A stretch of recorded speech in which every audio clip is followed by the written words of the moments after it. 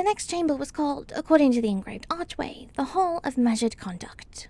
It contained 30 hanging bells, a long tiled floor, and a row of saintly statues glaring at one another as if they'd been trapped in committee for 400 years. Warnings covered the walls. Loudness is vanity. Haste is ruin.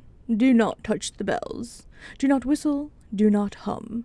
Do not speak unless improving upon silence. I stood very still. This, I decided, was not a room for optimism.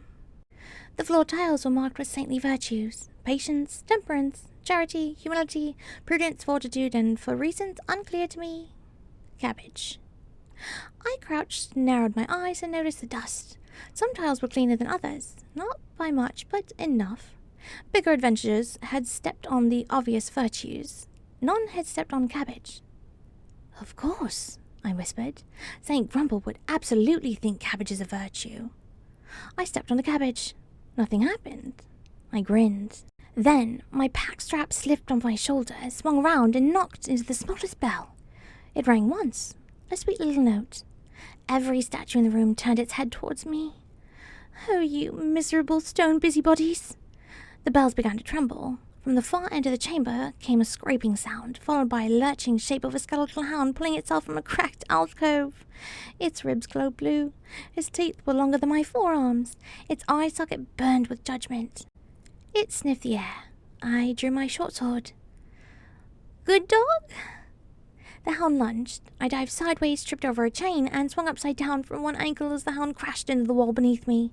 My sword flew from my hand, struck a bell, bounced off the statue's forehead, and dropped point first into the floor. The hound turned. I dangled. It growled. I smiled in the way one does when death is near and has very poor breath. "You wouldn't eat a licensed applicant, would you?"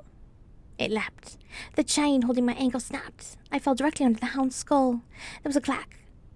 A flash of blue, and the entire skeleton collapsed into a heath beneath me. I sat among the bones for a moment. It had tried very hard. I had barely tried at all. There was something almost sad about that, and I found myself patting what remained of its head before I decided to. "Sorry," I said. "That was probably undignified for both of us."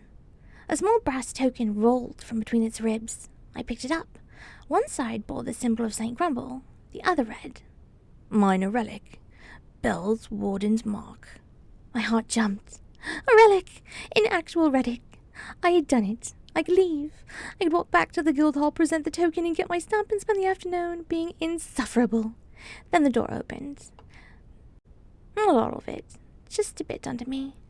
I had time to say something very short and very theological before I dropped. The chute was smooth, steep, and deeply unfriendly. I slid through the darkness, bounced off a bend, lost my buckler, regained it by catching it with my teeth, and shot out into a lower chamber at a speed I would not recommend to a friend. I landed in a pile of ancient cushions. That was lucky. A moment later, a stone block dropped from the ceiling and crushed the cushions flat 2 inches behind me. That was luckier. I crawled out, coughing dust.